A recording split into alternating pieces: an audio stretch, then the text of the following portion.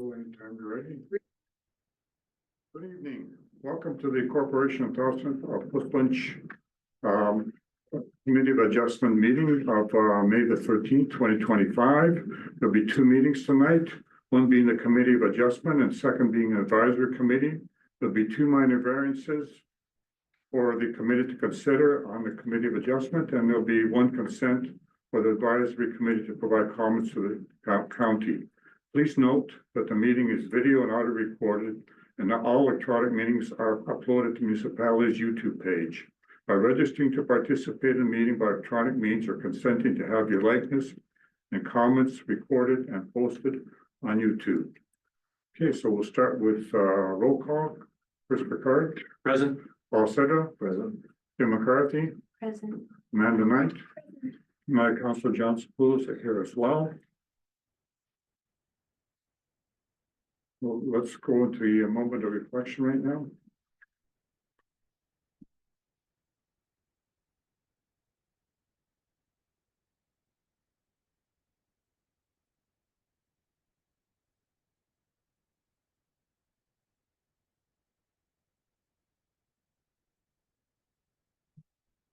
Thank you. Also, with us today is our Township Planner Michael Sotawala, and to my immediate right is Lynn Banks, our Secretary Treasurer for the committee. So Lynn, can you do the confirmation on the agenda?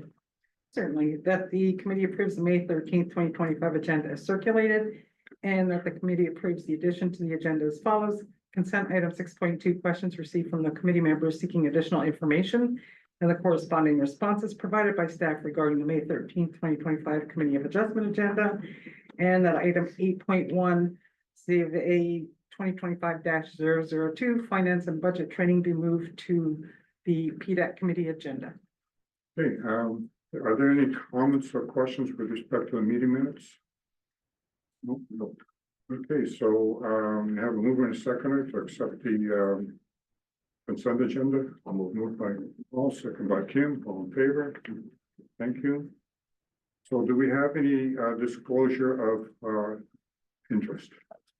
Okay, thank you.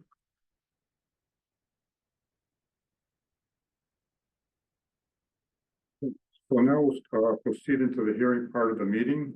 The purpose of these hearings is to inform and provide the public with the opportunity to ask questions or express their views with respect to a minor grants application before us today. The township requests that you please notify the secretary of the committee by email at lbanks@postons.ca if you wish to be on record and would like to be notified of future hearings and decisions regarding a specific application. The format of this hearing as follows. I would read the application to be heard and ask staff to display the relevant information. Staff will present information reports, specifically outline the purpose of the application, summarizing compliance with the township's notification and submission requirements, and outlining staff comments. Then we'll ask the applicant to present the purpose and details of the application and any other relevant information. Following this, the public can likewise obtain clarification and ask questions or express their views on the proposal. We'll have a maximum 10 minutes to speak. Following this, the members of the committee can likewise obtain clarification, ask questions. If a member wishes to ask a condition, I'll ask for a voter condition. The committee will deliberate the application with any approved conditions and render a decision. Decision will be subject to a 20-day appeal period. So we'll start the first one.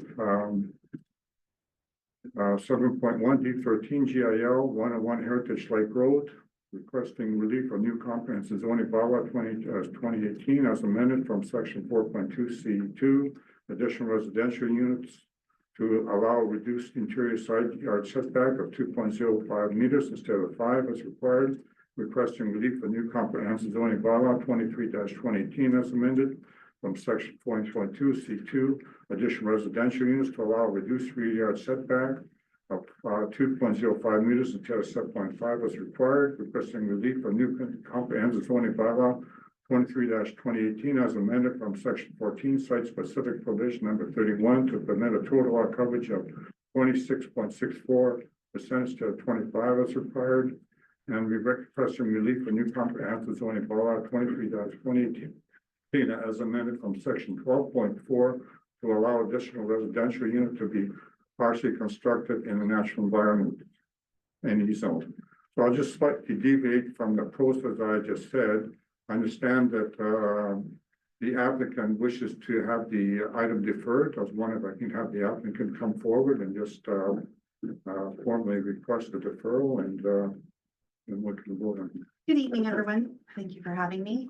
Meredith Hausman with Timberworks Custom Homes, Okay, and our client would like a little bit more time to do some legwork on the project prior to moving forward, but does intend to move forward in the future.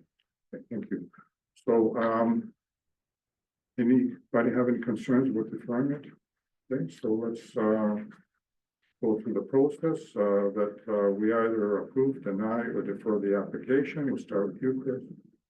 Defer. Okay. Defer. Yeah. And I approve this one. Okay, thank you. Okay, thank you very much. Can I do calculation? Sure. That minor variance application B13 GIL will be deferred. Okay, mover in a second. Move. Amanda, second by. All in favor? Okay, so let's go on to the next one. You're free to leave. You don't have to stay here unless you want to stay. Yeah, question? No, for this particular item. Okay, thank you.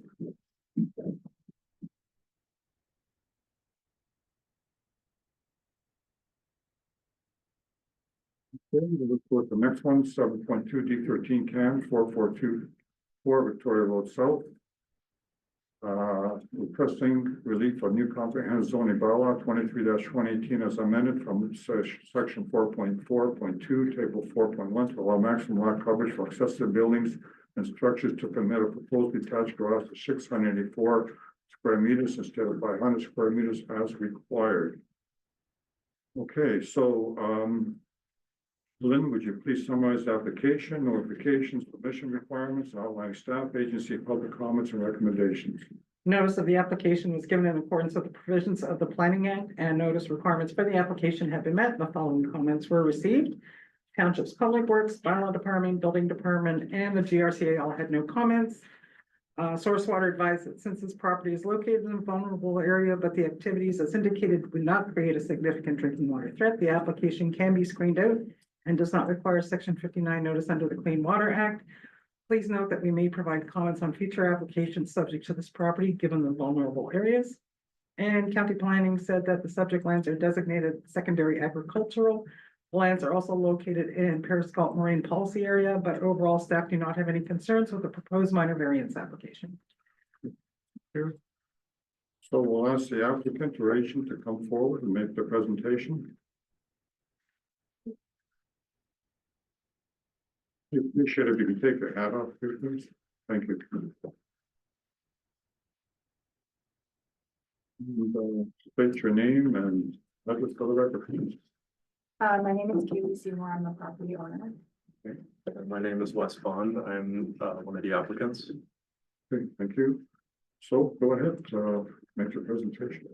If you have the drawing on there, that helps to talk to, or you'd rather talk to that as well. Yeah, that's okay. We have it as well. So the garage proposed is for personal use only. We do have several businesses on site. At this time, we've completely run out of storage and we're utilizing alternative measures and offsite storage. So the building is to alleviate that cost burden as well as kind of segregate all of our storage into one area.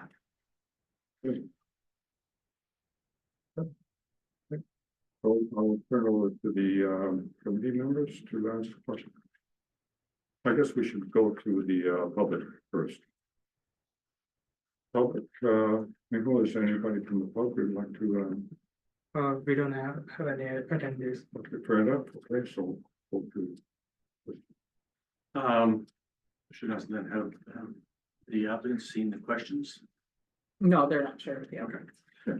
Okay, Chris, before you start, let's be mindful that we're strictly focusing on the minor variance before us and Yeah, whatever else is superficial to discussion, not to discuss. I understand, thank Thank you. you. When I did a drive-by, you've got more sheds and storage structures on the property that are indicated on the drawing, which can affect the coverage calculation at the very least. Yeah. Can you explain why the material you submitted doesn't reflect reality? Our engineers were not aware of these buildings because I wasn't aware that they would count for anything, if I'm being really honest. So there is a sea container, which Wes and I spoke about today. He wasn't aware of that. We placed that on the property because we needed alternative storage. We ran out of storage. It's not a fixed unit. It can be moved. But at this time, with 9 acres in my possession, I'm trying to reduce myself from having to pay for storage offsite, and I really wasn't aware that it was an issue. The other small buildings you might be referred to are for my personal animals. So chicken coops, there's a small goat barn. So I personally wasn't aware that they would cause any issue, and that wasn't communicated to the engineers at the time. Are there any other buildings? I of course was not coming into, walk around your property. This was from the roadside. Yeah, not that I'm aware of. If you guys want to specificate what you would want added to that, if there's a specific size allowance that needs to be added to it, I'm more than happy to provide that information to them.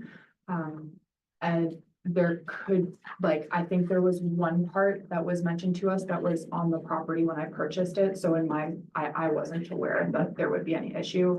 Any permits that were held by the previous owners, I don't have access to. Yeah, and this is really around the floor area, the calculation of coverage, Yeah. along with whatever else the planning staff might identify. Yeah. It's really around the accuracy of the submission. Yeah. It has me somewhat concerned because we should be accurate in our analysis and our decision. Yeah, I agree. So glasses for this.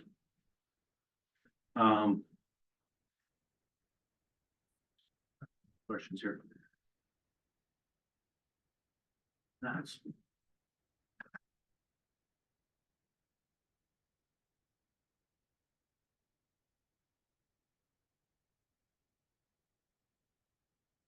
Talk a little more about what you're going to store in the garage. Yeah, so I own an animal sanctuary and a charity that adopts out animals. So those animals obviously come with a lot of things. We go through thousands of bags of litter every month, thousands of bales of hay, etc. I have a tractor, we have personal vehicles. And right now, most of that is being stored in my house, in my basement, in my garage, in my sheds, in my backyard. So right now we're really just looking for an area where we can put it all. We've also really struggled with deliveries. So because our road is gravel, especially in the winter, they can't actually deliver large shipments of things to where we do have our storage. So the primary purpose of this is to have a structure that is safe for our staff and for our shippers to deliver things. It's something that I've obviously had to save a lot of money for, so it's not something we could do right away. So primarily it'll be for animal things, as well as my personal things like my tractor and my vehicles to get them. So nothing hazardous. No, absolutely not. Unless you qualify hay and cat litter as hazardous. No, I don't. Okay.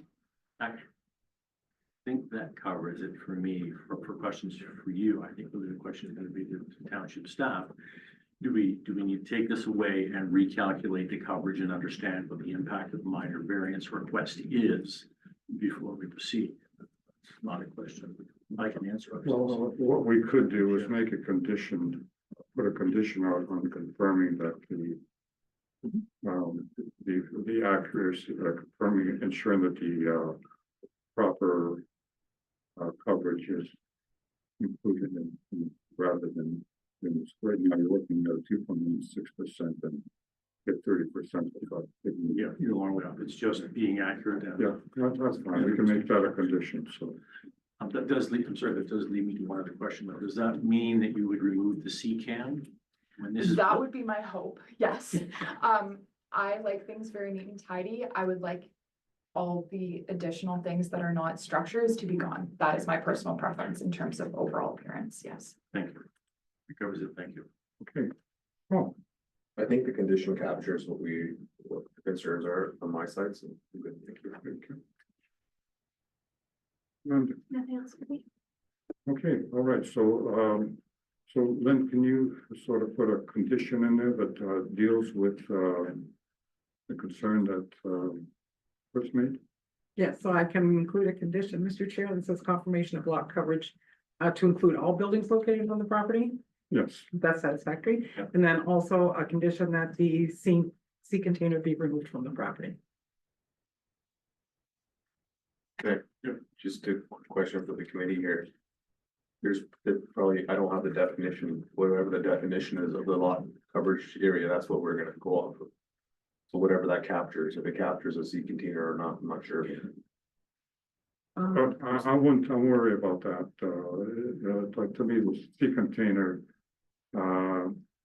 is a temporary structure, it's not a permanent structure. So we're talking permanent structures Yeah, as that's part what of I it. mean, the definition, we just follow the definition, Yeah, whatever that yeah, is, what it was. yeah. So then could you just go ahead, repeat the conditions again? Sure, Mr. Chair, confirmation of lot coverage to include all buildings located on the property and removal of the sea container from the property. Okay. Yes, I have a question. Yes, I just want to make sure that the condition for removing the sea can, would that be, after the garage can be built so that everything can be moved? Absolutely. Well, I can, through you, Mr. Chair, Yeah. I can add that once the Absolutely. garage is constructed and approved building. permits. Sure. Would it be possible to clarify what you consider a building? Because as far as I'm concerned, looking at this, this is an accurate description of everything that has a foundation. As I mentioned before, the other structures are small, like chicken coops, so I just want to confirm what I need to Yeah, provide to I'll that. leave that with you to discuss with staff. We've been discussing it here. Okay, I'm sure there's a proper definition that a building department would have to give you and all that sort of thing, and our planning staff can help you out as well. okay, thank you. Okay. Okay, so we got the two conditions, approval of two conditions, mover and a seconder, moved by Chris, second by Amanda, all in favor of the conditions? Okay, so let's go and go through the process of approving, denying, or deferring the application with the condition we just noted. And we'll start with you, Chris. Approve. Oh, the conditions. Okay. Okay, and approve as well the conditions. Okay, and it'll be subject to 20-day appeal period. Okay, thank you.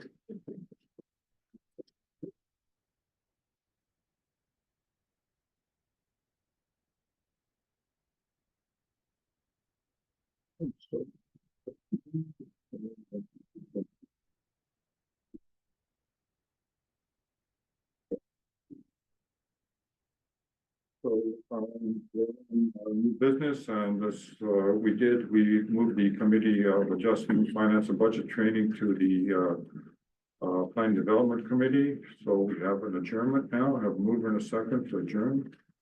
Moved by Tim, second by Paul, all in favor? All right. We'll move now into the next meeting.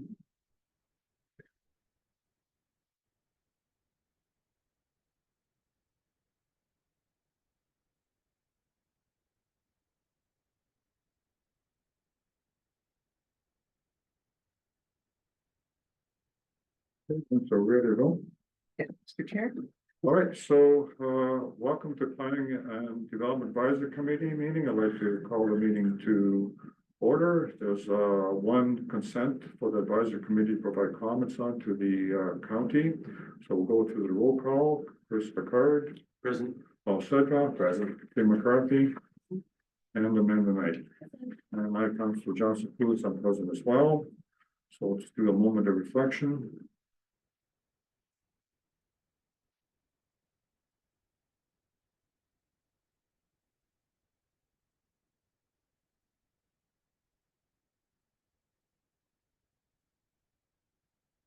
Thank you. Okay, do we have any, oh, sorry, the disclosure of conflict of interest on this item? None, Good, thank you. Lynn, would you read the resolution for the consent agenda? Certainly, that the committee approves the May 13th, 2025 PDAC agenda as circulated.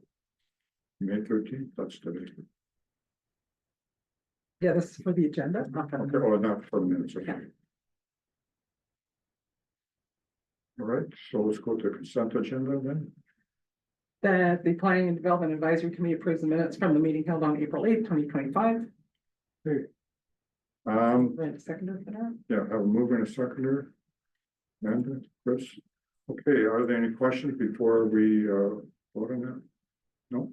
So I got one question, Paul and Kim, there's an item from the last meeting agenda that you're both going to be looking at that specific task, so yeah, any status report to tell us on that? Not yet. No. I was away when it was originally discussed and we haven't connected since then. Okay, so possible for you to get started Yeah, before the next meeting, that'd be great, thank you. Okay, all in favor of meeting minutes? Thank you. So we have no delegations, no general interest items, no public meetings. Let's go to the 9.1, plan division. Hey, Lynn, do you want to read that out? Certainly. Severance application B 11-25 KUR for Vila Jacob, 4059 Side Road 20 South, Township of Portsmouth. The proposed severance is 56 meters frontage by 150 meters for a total of 0.84 hectares. Existing agricultural use for a proposed rural residential use. Retained parcel is 29.4 hectares with 468 meters frontage. Existing and proposed agricultural use with existing dwelling and barn. Okay. So please note again that this committee's mandate is only to provide comments to the county's land division committee and considers the matter for approval. So Nicole, would you please have the applicant join the panels to present the application? Sure.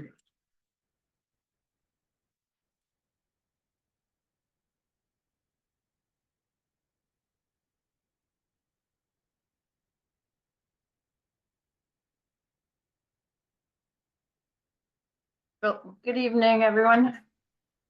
Good evening. Just please state your name and address for the record, please. Yep, Haley Keese from Van Harten Surveying at 2106 Gordon Street in Guelph. Okay, go ahead. All right, thank you. Yeah, as Lynn summarized, it's pretty straightforward. A new rural residential severance along Side Road 20 South. We set it up to be along the south property line and situated beside the two rural residential parcels to the right. We have a frontage of 56 meters, depth of 150 for an area of 0.84 hectares, sorry. The severance was set up to be clear of the natural features and from the drip line, and also to be in line with the two rural severances next door. The retained parcel contains the dwelling and barn that's currently unoccupied, and that'll be with 29.4 hectares. MDS has been evaluated and all the barns meet the requirements. We're just waiting for one MDS form for the barn across the road at 4048 Side Road 20 South. But I have been advised the client spoke with the landowner's son, I believe, and apparently it's just used for hay storage. But we will send that to the township once we get it. But I understand a condition has been added just to deal with MDS or make sure it's met. Otherwise, the zoning is met for this parcel and for the retained. And generally it meets all the planning policies and severance criteria. So if you have any questions, I'd be happy to answer. I'll ask Lynn if there's any agency comments. The comments we received are from the township's building department, the township's fire department, and our bylaw department, and also the GRCA. And they all have no comments or concerns. Okay, start with you, Chris. No questions, thank you. Well, Questions? right. Okay, we don't have any, so you're off the hook. I'll speak for you today. All right. Thanks. Okay, so, you got a big recommendation. So that the committee supports severance application B 9524, subject to the following conditions. One, that the owner satisfy all the requirements of the township of Portsmouth. financial and otherwise included but not limited to taxes paid in full and consent review condition clearance fee and safe access fee. Which township may deem to be necessary at the time of issuance of the certificate for consent. Number two, that the owner obtain zoning compliance for the proposed severed parcel and proposed retained parcel included and not limited to item 2.1, which is the requirement for MDS 1 compliance. To demonstrate to the satisfaction of the township. Number three, that any fees incurred by the township proposed for the review of this application will be the responsibility of the applicant. And finally, that the owner provides a pre-development site plan to the satisfaction of the township, denoting the existing, if applicable, and proposed driveway buildings, well and on-site septic field locations to ensure that the site will accommodate development of a single dwelling residence, and the pre-development plan should provide dimensions to illustrate compliance with setback requirements. Page, the waiver and seconder. Tim, second by Paul, all in favor? Thank you. Thank Okay, you. so let's, all right, you're welcome. Okay, so let's get into staff reports. So we'll start with the first one. Amanda and Chris, you worked on the minor variance questionnaire. Would you like to walk us through it?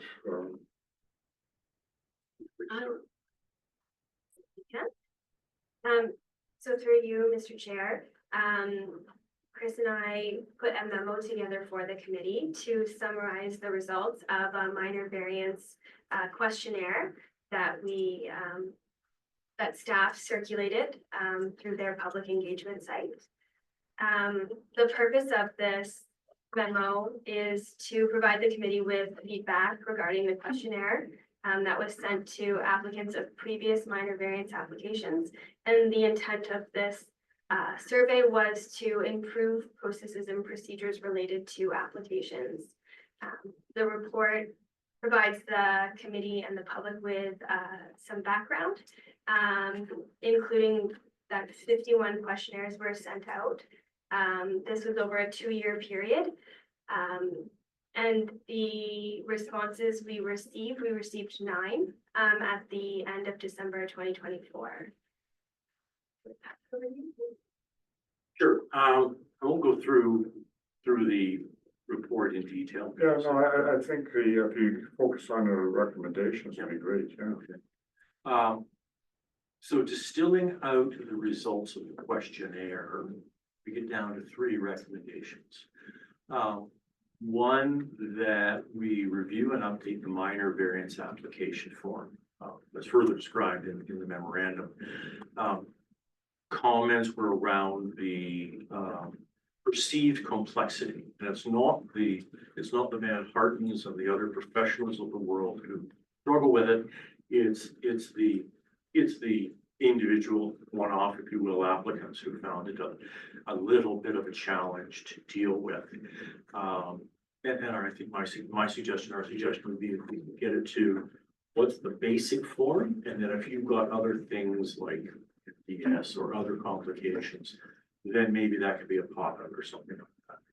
Just to keep it out, just to keep it as straightforward as we can for the one-offs, and folks were consistent, I think, in the great support they get from staff.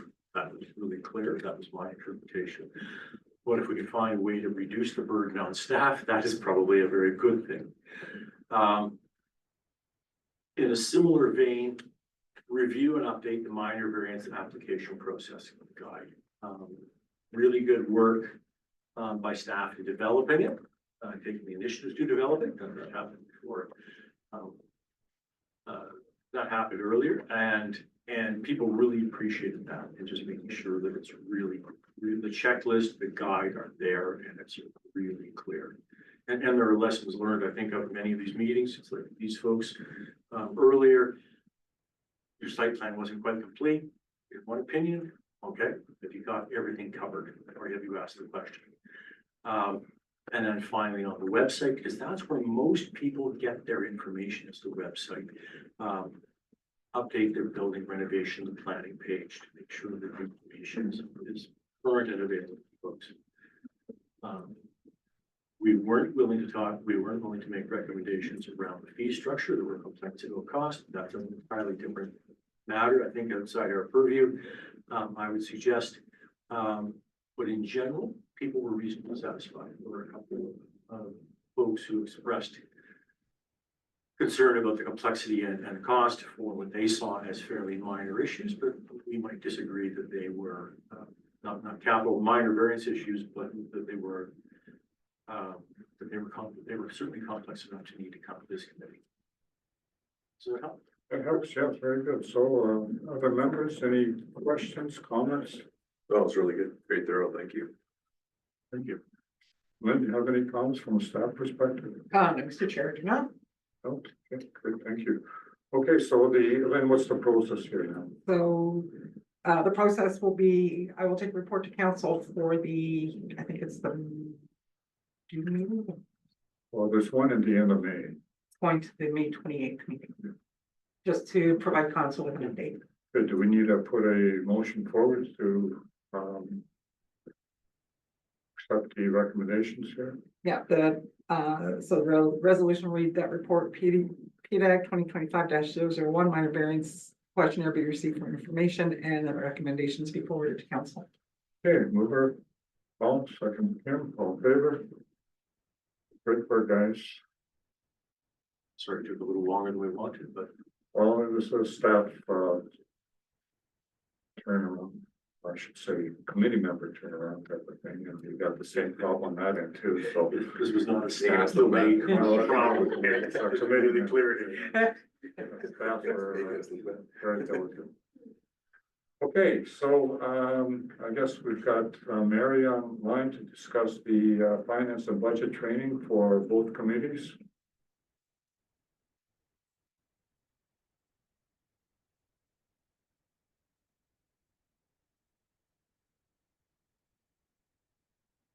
Mary there? This is, Oh, there she is, great.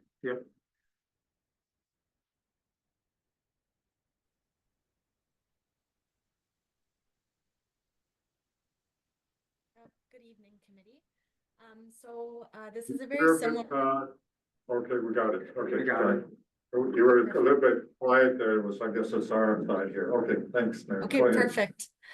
So this is a very similar report that I provided in previous years. It is regarding our 2025 budget that was approved, as well as 2026 budget items that may come up for the committee. I know in the past, the PDAC and the C of A committee have mostly been operating items, as well as some capital items that I'll discuss in this report that were recently approved by council to help us with our planning and development initiatives township-wide. So there are some schedules in the report as well that I'm hoping will be handy for you if you do attend any conferences or training that's been approved as part of the budget process. So it's all in one document for all of you. I believe that the PDAC and the C of A report are very similar. So I'll just go through the PDAC one, but they are both very similar in terms of their content. So we do begin our annual budget process in June of each year. It actually begins even before that, based on council's direction that's received at our council meetings. And we've been receiving direction since the 2025 budget has been passed for items that we should be looking to report back on as part of the budget process for our 2026 budget. So there are some timelines in here in terms of when advisory committees are required to submit their budget requests that need to be approved by the committee as a whole. And once those budget requests have been approved by the committee as a whole, then they're provided to council for consideration as part of the 2026 budget deliberations. So on the second page of the report, I've just outlined some of the big projects that councils approved through the 2025 capital budget that relate to development in the township. So we are looking at a development charges study amendment or an update to our development charges bylaw. The regionally significant economic development study area phase 2 residential. We're currently in the process of working on phase 1, which is the employment land study. A big portion of this is grant funded, DC funded, and discretionary reserve funded. We're looking at updating our development standards guidelines, and an external review of our proposed amendments to our zoning bylaw, home industry provisions, short-term accommodations, and extractive zone permissions. So that's all been approved by council as part of the 2025 capital budget. I've also attached as a schedule to this report, the approved operating budget that's specific to this committee. So the report also outlines what items are required for any new 2026 budget requests that need to be approved by the committee as a whole. So that includes a committee memo and an advisory committee goals and objectives proposal form, and those are included as Schedule B to this report. So if there is anything that's that the committee does want to bring forward as part of 2026, there's a schedule in this report. It's actually Schedule B that outlines what procedure needs to be followed. As of the date of preparing this report, there were no 2026 budget requests, but there is a chart in this report that the committee can utilize if there are any 2026 budget requests that the committee wants to bring forward for council's review as part of 2026 budget deliberations. I do understand that the committee does have or may only have 2 active goals and objectives unless authorized by council due to a time-sensitive initiative. So this chart kind of outlines what the goals and objectives are and whether they have a budget impact. So after the committee approves the any items, it's then given to the department to prepare a base budget increase request or a capital budget sheet as part of 2026 budget deliberations. I've summarized the budget development and control policy in this report. Again, no significant changes from what you would have seen in last year's report. I've also outlined where you can get this policy as well as information on 2025 approved budgets and previous year approved budgets. So that's all within the report. I've summarized kind of some of the information related to the capital budget process and the operating budget process. Again, no significant changes from previous years. I've included a schedule to this report regarding committees' compensation, benefits, and expense policy. This policy includes council and other appointments as well, but that's included as a schedule to this report. Again, no significant changes from previous years. We actually recently adopted a donation policy, so some of the key information regarding the donation policy has been outlined in this report, including some information regarding a couple of our fundraising campaigns that we're currently working on, including the Puss Lynch Community Center's digital sign replacement and the construction of the Killian School Bell structure. These initiatives will be unveiled as part of our 175th anniversary at the 2025 Puss Lynch Community Showcase. Justine, Sarah, Lynn, and the clerk's team are actually busy preparing for this right now. It's going to be held on October 4th, and there's actually a webpage in the report regarding this event. It's pusslynch.ca/175 if you want to learn more. There's a link in here as well regarding the donation policy and all the relevant details regarding the implementation of this policy. The financial implications is, again, just a summary of what's required for any 2026 budget request, the committee memo, and the advisory committee goals and objectives proposal form.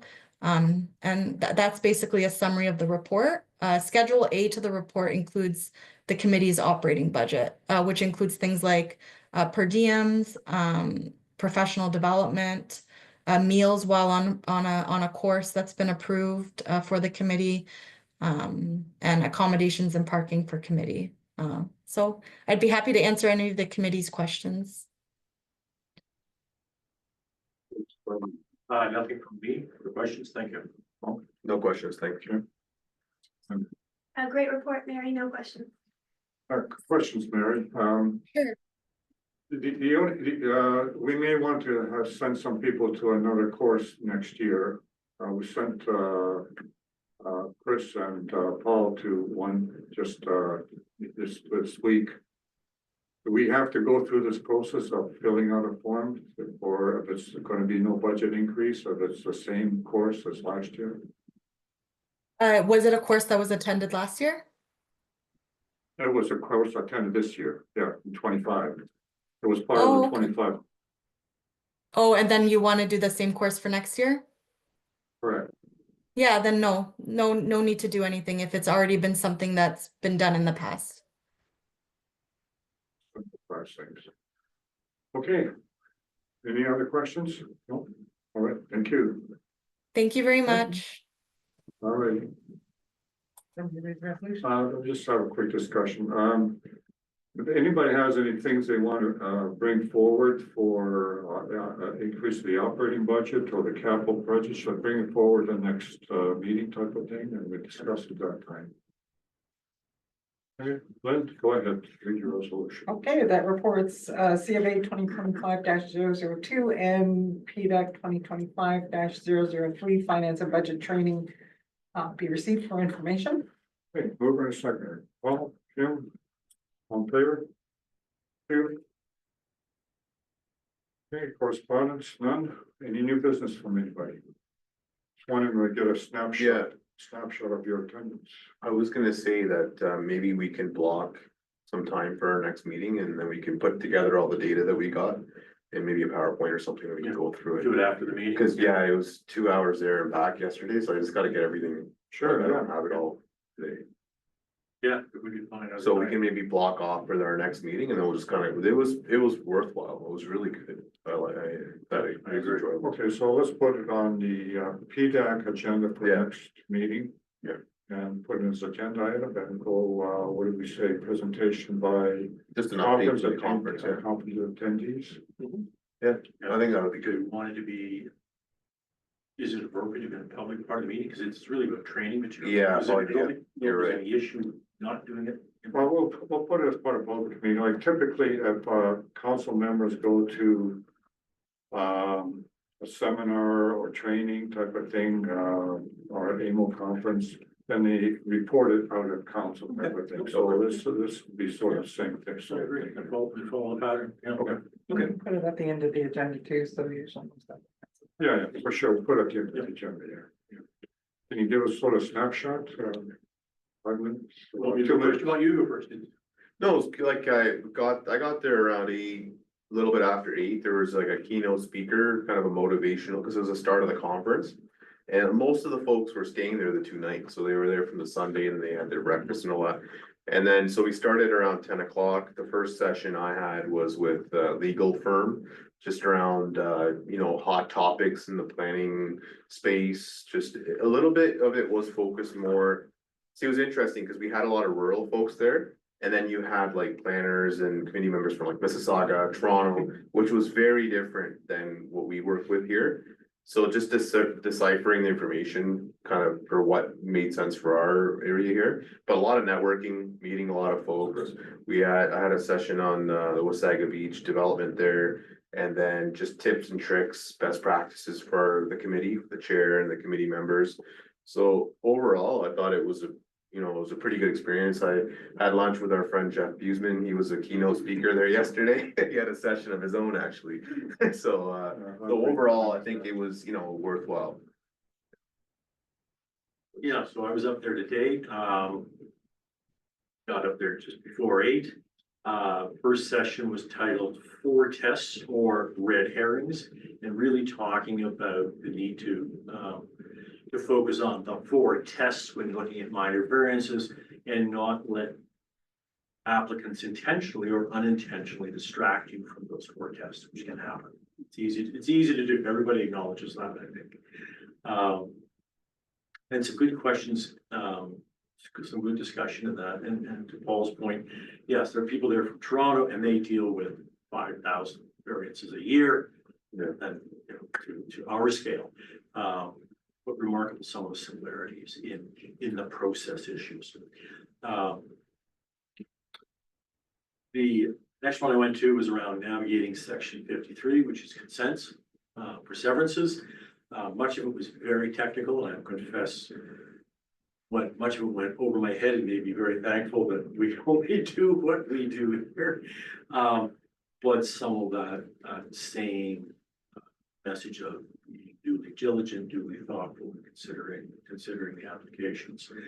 They got into a lot of very technical jargon around when previously approved severances inadvertently get re-merged because of things that I was kind of lost in the technical matters, but it doesn't matter, it doesn't matter to us, so to speak, so. But still good that people are putting a lot of attention to it and lobbying to see some simplifications made in legislation to try and deal with some of the issues that arise.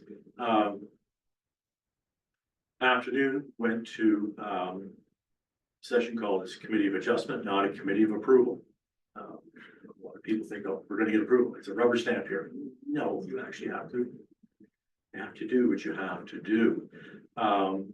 And navigating through difficult conditions, and it was actually presented by the chair of the Committee of Adjustment in Guelph, James Smith. Did a really good job, highlighting some of the issues that they see and ways to deal with some of the tensions, because it is, for many people, it can be a very tense and difficult experience. Really worthwhile. The last one was around a rezoning effort in Hamilton, doesn't really apply here. Fascinating stuff, very interesting, lots of questions from the audience. So you had four sessions then, eh? Cause I only had two and kind of a half, cause they had the keynote started. Yeah, you had the keynote, so yeah, there were 4 sessions today. That's 2 in the morning, 2 in the afternoon, and it was worthwhile. I would endorse the chair's comments. It's in Ottawa next year. It would be well worth, yes, having a couple of other people go. Yes, 1 or 2, whatever. Recognizing it's a fair trial. Okay, anything else? All right, so any other new business? No? Okay, adjournment then. That the Planning and Development Advisory Committee hereby adjourns at 7:46 PM. Okay, mover, Amanda, second Chris, all in favor? Yeah.